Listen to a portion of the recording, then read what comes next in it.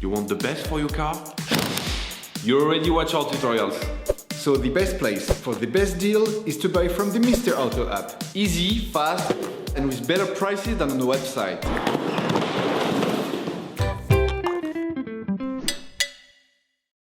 You will find the TRW control arm used in the video through the link in the description. Turn your engine off and engage the parking brake. Loosen the lock nuts on the front wheels. Jack the front of your vehicle. We strongly suggest that you watch the tutorial jacking your vehicle safely before carrying out this step. Set the vehicle on jack stands. To be able to change the control arms on your vehicle, you must take the wheels off to gain full access to the suspension. Don't forget to slide the wheels under the vehicle. To be able to access the screws holding the control arms, you have to remove the gimbal. Using a flathead screwdriver, remove the safety lock on the metal cover. So that you can fully unscrew the hub lock nut, you must stop the rotation of the disc. To do this, insert a thin flathead screwdriver in between the two inside faces of the disc. You'll need to insert the screwdriver in front of the brake caliper mount so that it butts up against it. Using a T-handle wrench and a 35mm socket, unscrew the nut on the hub, then remove it. The components to be removed are very often seized up, so feel free to brush them and to use anti-seize lubricant to make removal easier. Then, using a 21mm socket, unscrew the nut holding the ball joint of the control arm. Remove the nut. Use a ball joint remover to detach the ball joint from the stub axle. As you can see, you cannot separate the control arm from the ball joint. So you should start by taking off the two screws at the base of the shock absorber using a socket wrench and an 18mm socket. Hold the nuts with an 18mm spanner.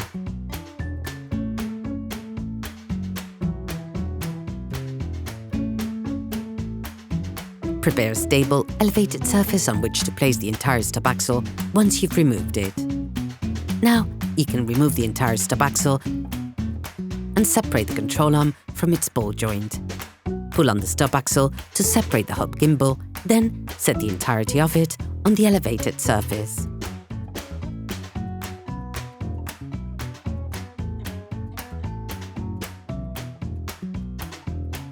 Using a ratchet and a Torx T50 socket, lock the front retaining screw of the control arm. Using a socket wrench and a 21mm socket, unscrew the nut. Then remove the screw.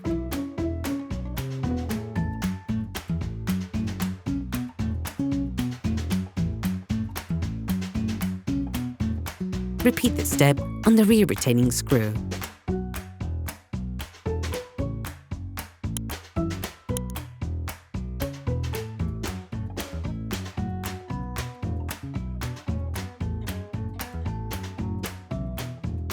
In order to be able to remove the control arm, you need to remove the stub axle.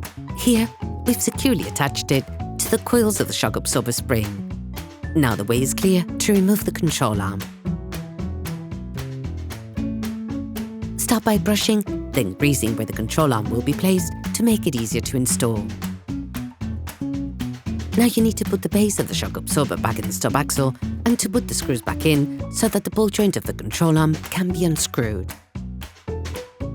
Using a flathead screwdriver, remove the waterproof seal on the ball joint. Then brush the seal and spray it with anti-seize lubricant. Be careful not to get any lubricant on the disc. If this happens, use brake cleaner to clean the disc.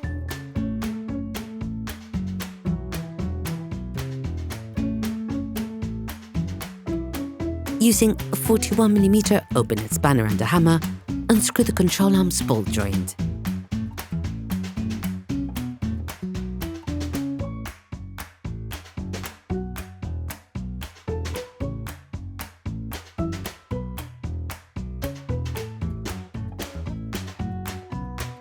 If you need to, you can install the stub axle in the vise so as to remove the control arm ball joint.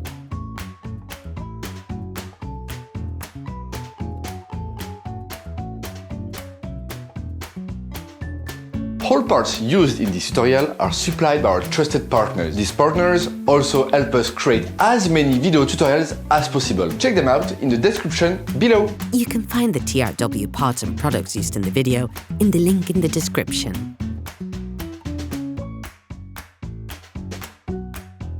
Take the new ball joint.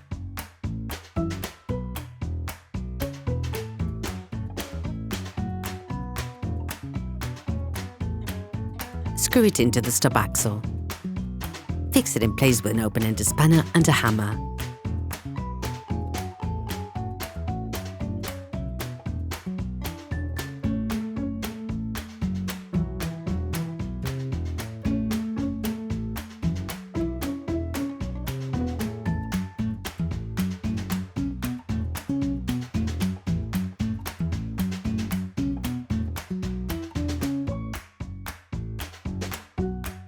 Then, crimp it in the notch of the stub axle designed for this purpose using a hammer and a chisel. Put back the metal protection plate of the ball joint. Remove the two holding screws at the base of the shock absorber. Reattach the stub axle in order to reinstall the control arm.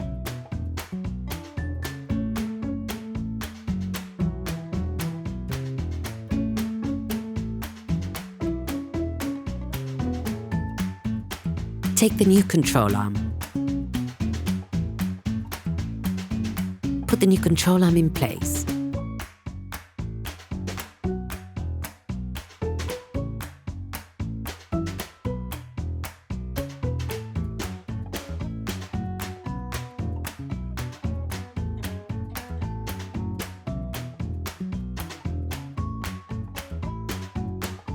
Then put the two holding screws in place.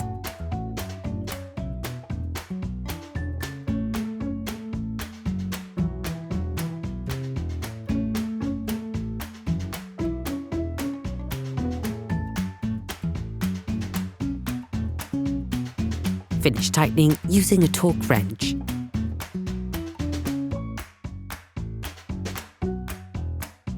Detach the stub axle.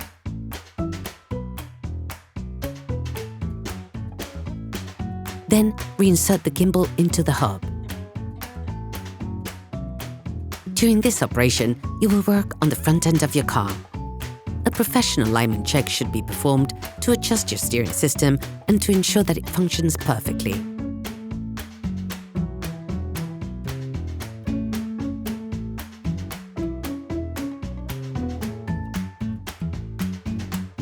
Then insert the control arm ball joint into the ball joint.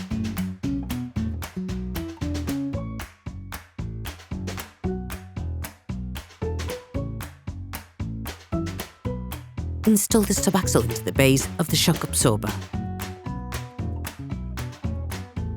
Put the ball joint nut of the control arm back on.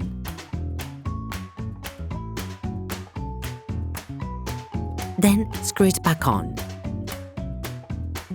Finish tightening using a Torx wrench. Screw the two screws at the front of the shock absorber back in. Finish tightening using a Torx wrench. Repeat the screwdriver technique to stop the rotation of the disc and to be able to lock the hub nut. Finish tightening using a Torx wrench. Put the metal cover and the security lock back in place. Next, you can reattach the vehicle's wheels and set the car back on the ground. Operation completed. Hi, it's Theo from UseTool. I hope this video has helped you a lot in your car maintenance. We would be super grateful if you could spread the word so that we can produce even more tutorials. Simply give us a like, a comment, and hit that subscribe button. It really helps us boost the channel and help the whole community. Thanks a lot and have a great one.